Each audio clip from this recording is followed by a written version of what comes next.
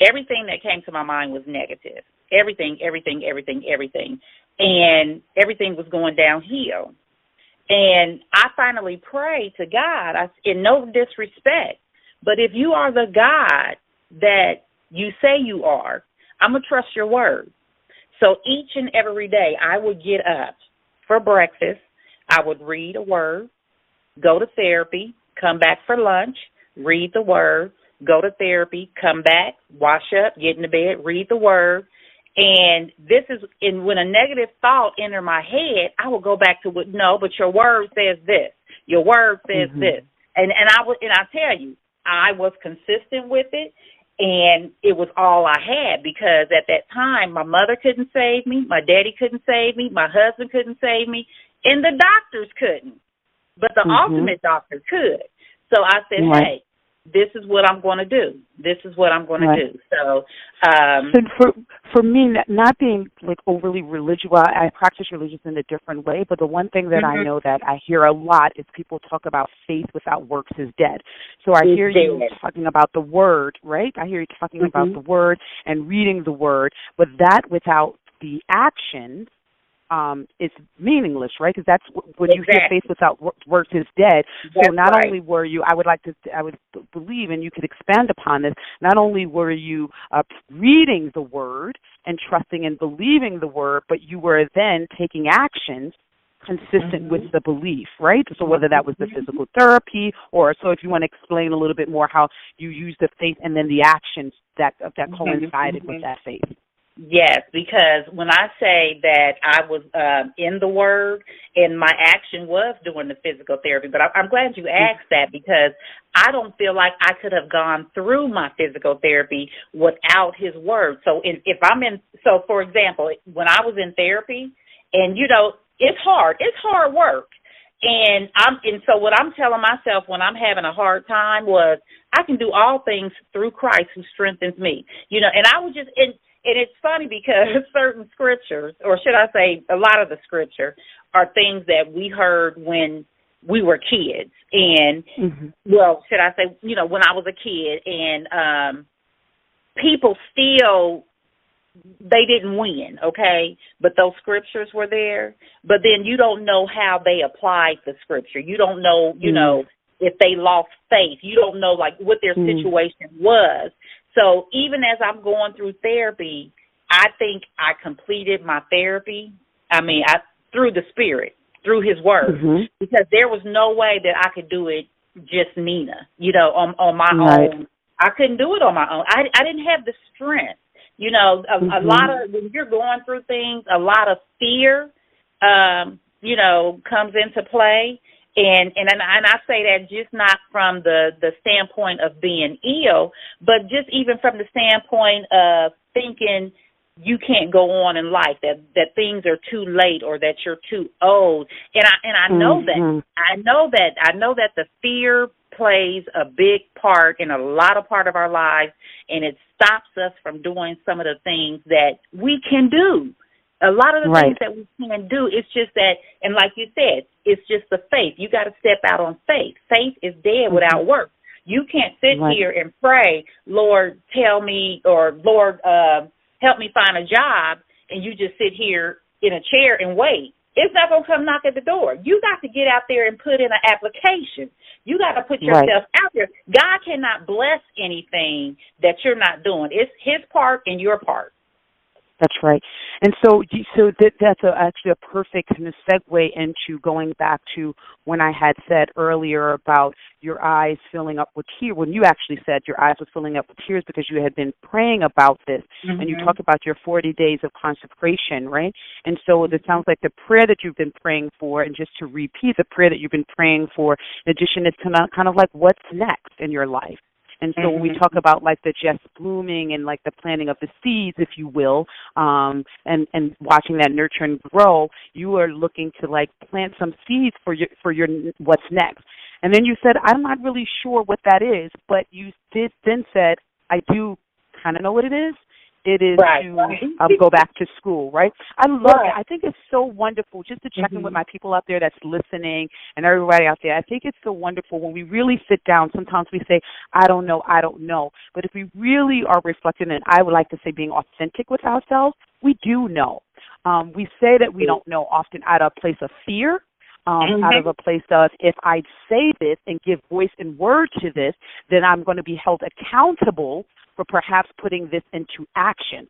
So if I could just pretend that I don't know, then I can just go on not knowing. And so I'm just grateful to hear that you put to words that it is about going back to school. And so I just want to know how far did you go in school, and how much further do you have to go? Well, actually, I did a year at the University of Cincinnati, and then I did a year I left UC and moved back home and did a year at our community college. So I did not even get my associate. Okay. And in regard, because I was, and it's funny because I tell my kids, that when I was in college, especially when I went back home, I tell them, I worked, I went to college, and I partied 3 times a week. I could do all that. But, honey, if you pull my transcript, it looks like I partied a whole lot. It looks like I partied a lot, But I didn't tell them that part. I just tell them. Well, now they're going to know. Now they're going to know. But I didn't tell them that last part. But, But so can I say this in regard to going back to school? And I really love the way that you said that we really do know. And because you do. You just have that fear, and then you don't want to be held accountable, because for a long time I didn't even tell anybody I had the desire to go back to school, because I didn't want them to ask me questions like, okay, did you go sign up? Did you do this? Did you do this? I mean, and that's just being honest, But okay, I lost my train of thought, and I am That's okay. so I think you were saying that's okay. Sorry. You were. Don't worry about it. I got your back. So the thing that we started to talk about was about going back to school, and you being clear on, or at least the desire to go back to school. And so while you think about that, so I'd like to actually share something. So I too am I hold an associate's degree, and as you're talking, I'm getting so emotional because I hold an associate's degree, and I've wanted to go back to school for a long time. And we are both blessed in the sense that we've raised. You still have one more child that you're raising, but we have young adult children, and our children have graduated. One of our children have graduated. My daughter graduated from college. Reggie's graduated from college, and all of that. And my desire to go back, having nothing to do with them, but everything to do with myself, I recently actually just started the paperwork again and enrolled in school. All right. I've already enrolled already, but now some things came up, and it pushed it back for whatever reason, but I did the reapplying again. I'm in the process of working through that. So I share that because I think it's first of all, one, I can't just believe that I share that out loud, in the sense that now as we talk about the accountability part of it, that's one. And then secondly, but because I want people to know that you're not, as much as we think that we're alone, or that there may be one or two people, that we're not. There are other people out there that have the desires, and I think it's really about making the choice to be able to move forward in it, right? And trusting that there is a support system. So if the support system is that of your spiritual family, your spiritual God, your higher power, whatever it is that you believe, but also your earthly family in that regard, that it is possible. And the coming together of Just Bloom is really about creating a community of women, of saying that we are in this, and we are in this together, and that wherever you start, it's not too late to bloom. And so one of the reasons that I wanted to talk to you, having had no idea that this was where it would go in terms of the school being your desire, but that's the beauty of having an organic conversation. You just don't know where it'll go. My next question is, when you think about school, what is your next step, if any? Is it just a desire, or do you believe that you're going to begin to put this into action? Well, I know I'm going to put it into action. I have to. But going back to the school, and I guess my train of thought, it just came back to me as far as what I was going to say.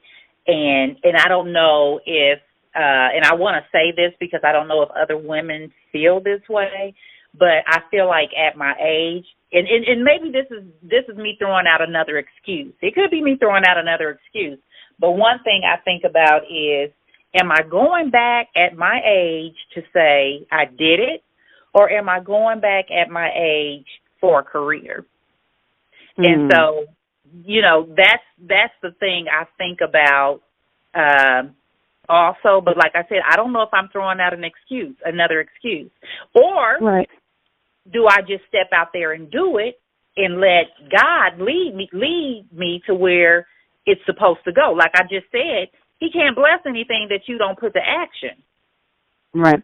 And I'm glad, I'm so happy. I just got chills when you said it, the latter part, right? Or do I just go out there and do it? And whether it's for, you know, I think it's important to have a why in everything that you do. Like, kind of, what's the reason that is propelling me forward? Because I think ultimately when you identify what that reason that's propelling you forward, your biggest why, it is the things that will keep you going, right? The absence of the why I'm doing this, like why am I working every day, is because in addition to keeping the lights on, is to be able to nourish my family, is to be able to provide them with the day-to-day. Like